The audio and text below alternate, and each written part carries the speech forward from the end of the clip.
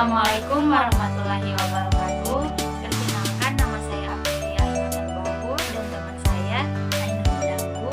Kami dari kelompok 2 akan mempresentasikan hasil kerja kami yang berjudul Kebijakan dan Regulasi Pendidikan Tinggi. Video ini dibuat untuk memenuhi tugas mata kuliah Manajemen Pendidikan Tinggi yang diampu oleh Bapak Profesor Dr. Amir Dayanto, MPD. Selamat menyaksikan. A. Undang-Undang Pendidikan Tinggi. Yang pertama, Undang-Undang tentang Pendidikan Tinggi. Pasal 1.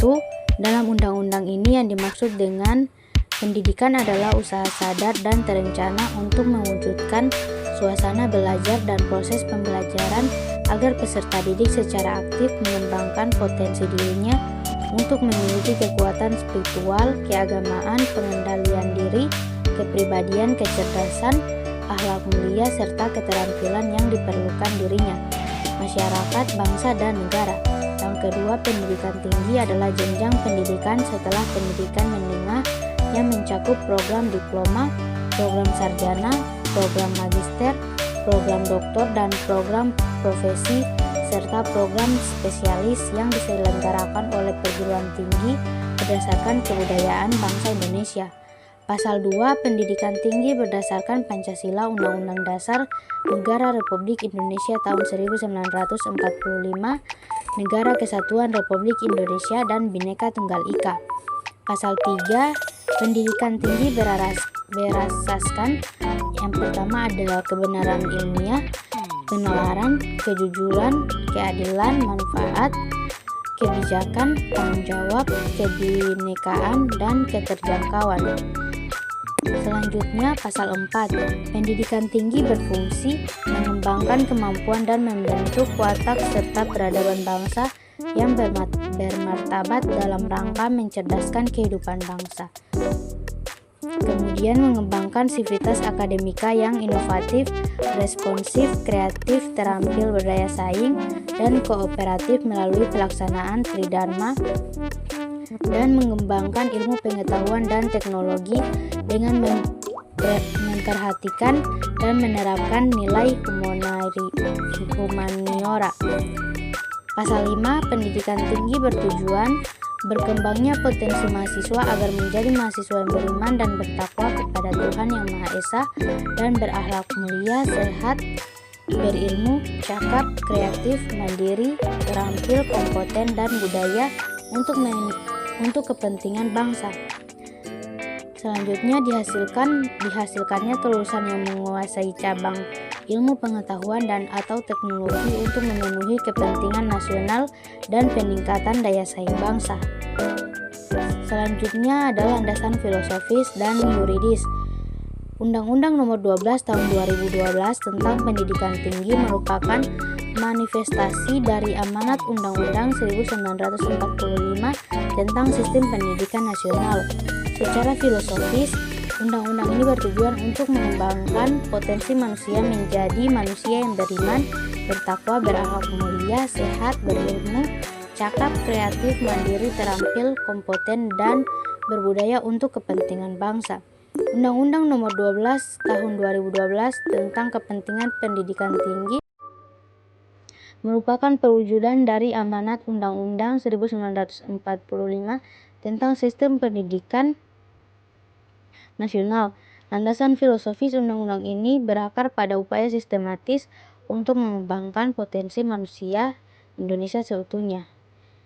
Yang ketiga ada aspek penyelenggaraan pendidikan tinggi. Undang-undang ini mengatur berbagai aspek penting dalam penyelenggaraan pendidikan tinggi, termasuk otonomi perguruan tinggi, sistem penjaminan mutu, dan tridharma perguruan tinggi. Selanjutnya akan dilanjutkan oleh teman saya. Baik, saya akan melanjutkan presentasinya. Di bagian B, Standar Nasional Pendidikan Tinggi. Pertama, Standar Nasional Pendidikan Tinggi adalah standar kompetensi lulusan menetapkan kriteria minimal tentang kualifikasi kemampuan lulusan yang mencakup aspek sikap, pengetahuan, dan keterampilan. Aspek sikap dikembangkan melalui proses pembelajaran yang menekankan pada pembentukan karakter dan integritas.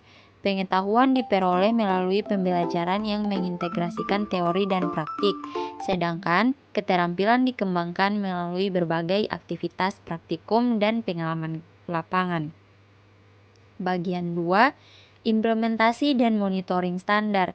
Implementasi standar nasional pendidikan tinggi dilaksanakan melalui sistem penjaminan mutu yang terintegrasi. Setiap perguruan tinggi pengembangan mekanisme internal untuk memastikan pemenuhan dan peningkatan standar secara berkelanjutan. Unit penjaminan mutu memainkan peran kunci dalam koordinasi implementasi, sedangkan di tingkat institusi dan program studi, monitoring implementasi standar dilakukan secara sistematis dan terencana. Perguruan tinggi mengembangkan instrumen monitoring yang mencakup seluruh aspek standar nasional pendidikan tinggi. Hasil monitoring dianalisis untuk mengidentifikasi kesenjangan antara standar dan implementasi di lapangan. Temuan monitoring menjadi dasar untuk pengembangan program perbaikan dan peningkatan mutu. Lanjut di bagian 3, ada pengembangan dan peningkatan standar. Perguruan tinggi didorong untuk mengembangkan standar yang melampaui standar nasional pendidikan tinggi. Pengembangan standar dilakukan dengan pertimbangan keunggulan dan kekhasan institusi, kebutuhan pemangku kepentingan, dan perkembangan ilmu pengetahuan dan teknologi. Standar yang dikembangkan harus terstruktur dan dapat diimplementasikan secara efektif. Peningkatan standar dilakukan secara bertahap dan berkelanjutan.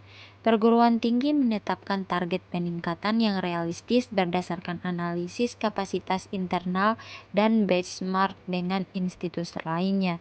Program peningkatan standar didukung dengan alokasi sumber daya yang memadai dan komitmen dari seluruh pemangku kepentingan.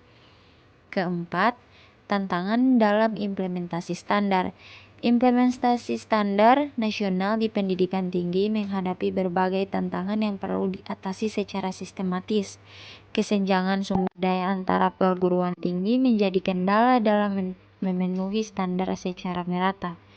Perguruan tinggi di daerah terpencil seringkali menghadapi keterbatasan dalam penyediaan sarana dan prasarana serta pengembangan kompetensi dosen. Dinamika perubahan teknologi dalam kebutuhan pasar kerja menuntut perguruan tinggi untuk terus memutakhirkan standar dan proses pembelajaran. Pengembangan kurikulum dan metode pembelajaran harus dapat berakomodasi kebutuhan kompetensi digital dan keterampilan abad 21. Dosen dituntut untuk terus meningkatkan kompetensi dalam memanfaatkan teknologi pembelajaran. Baik, terakhir kesimpulan dari materi di atas yaitu Undang-Undang Pendidikan Tinggi telah memberikan landasan hukum yang kuat bagi penyelenggaraan pendidikan tinggi di Indonesia, sedangkan mengatur berbagai aspek mulai dari otonomi perguruan tinggi hingga sistem penjaminan mutu. Standar nasional pendidikan tinggi menetapkan kriteria minimal yang harus dipenuhi dalam penyelenggaraan pendidikan tinggi, mencakup standar pendidikan, penelitian, dan pengabdian kepada masyarakat. Sekian dari materi kami. Itulah pemaparan materi kami yang berjudul Kebijakan dan Regulasi Pendidikan Tinggi. Lebih dari kurangnya kami mohon maaf. Assalamualaikum warahmatullahi wabarakatuh.